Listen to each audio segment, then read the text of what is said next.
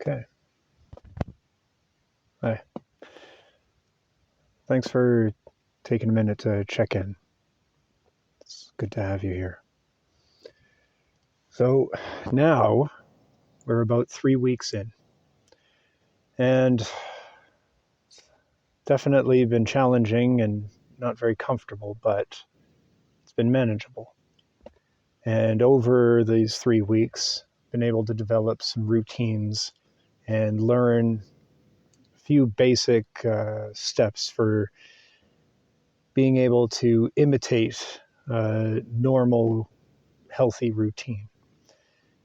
Generally able to keep things clean, generally able to maintain laundry, maintain food supply, cooking supply. And most importantly, we've successfully, at least up to this point, been able to maintain a good quality of work at the job. Work and effort are the main two things that are going to be able to turn these circumstances around. And so it's very important to put as much effort as possible into maintaining those in the best way possible. And so far that's worked, which is good. Sleep has been good enough. Averages anywhere from 4 to 5 hours, once in a while 6. And so it's enough to keep going, which is good. Now, unfortunately, in this circumstance, the next hurdle that I have to face with winter just around the corner is to see about repairing this windshield wiper system to this very, very worn out, but still moving 2004 Impala. It's a good car. It's been fairly reliable, and somehow it survived 2 trips across the country, one of which was in the middle of winter.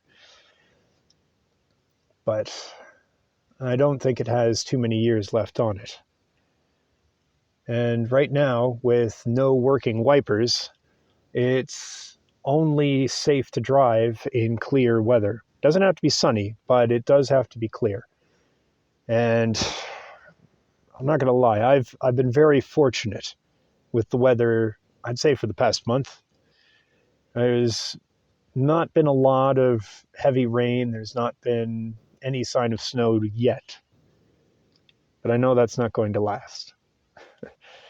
Even in southern Alberta, eventually the snow finds you and makes its place. So it looks like there's an option to head in with a friend this Sunday towards the local junkyard and go through the scraps and see about pulling out an old system from a previous vehicle.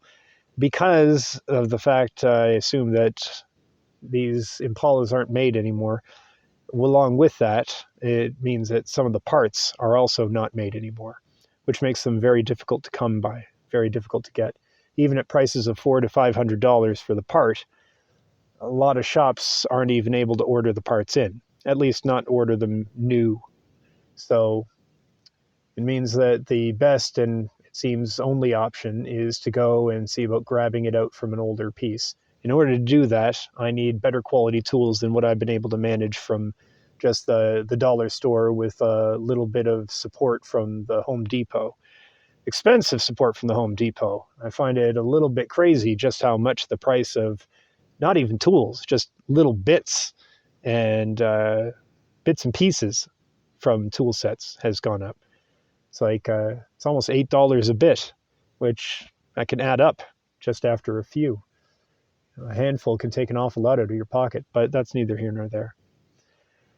So, looks like I might be able to get that part Sunday, and if I can, then it's just a matter of heading to one of the shops, probably in North Calgary, to go and get the part installed. And then, with the working wiper system in place, I'll be able to drive through the snow and the rain without having to worry about crashing and dying, which I would like to avoid at this point. I've made up my mind to do this life thing all the way to the end, and so I would like to try to make that end as far off as possible.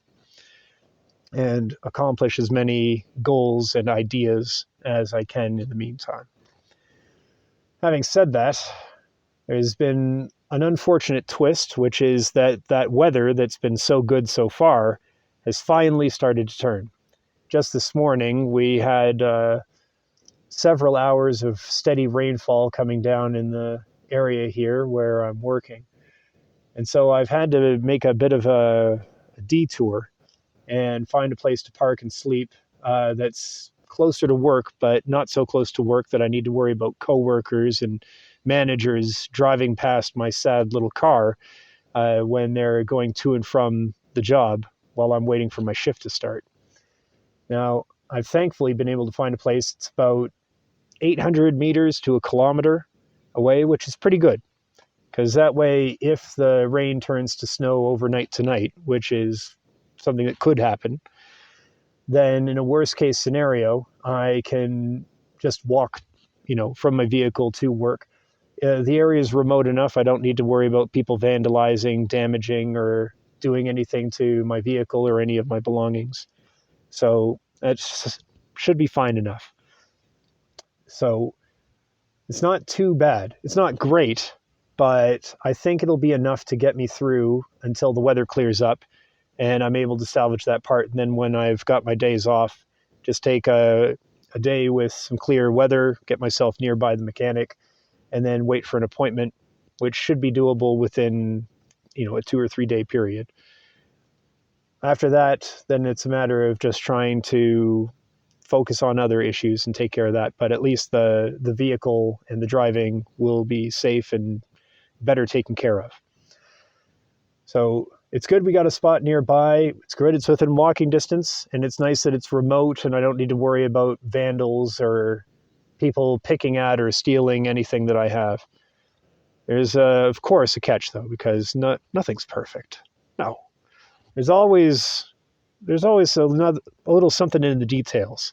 And in this case, that little something is pretty easy to understand. All right? And that is that I'm right next to a power station and it is just constantly pumping out this nasty, thick, weird looking smog or smoke or whatever. And for the time being, it is blowing generally away. But as anyone who lives around the South Alberta area knows, the wind, the wind doesn't always stay in one direction. It has a tendency from time to time to just blow wherever the heck it wants to blow, which sometimes is away and sometimes is right towards you. So the air quality over here is really nothing to write home about. And I'm not going to lie, I will be very thankful when I don't need to make arrangements like this anymore and I can just park in whatever spot is safest and most accommodating rather than, whatever is closest in a worst case scenario. So, there's a few things on how things are going. It's the immediate situation and sort of what steps we can take and what we can do to work with it.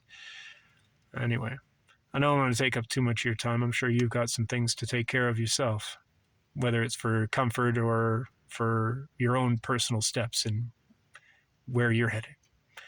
So with that, I thanks you very much for sharing a little bit of time with me, and we'll see how things go down the road. Goodbye for now.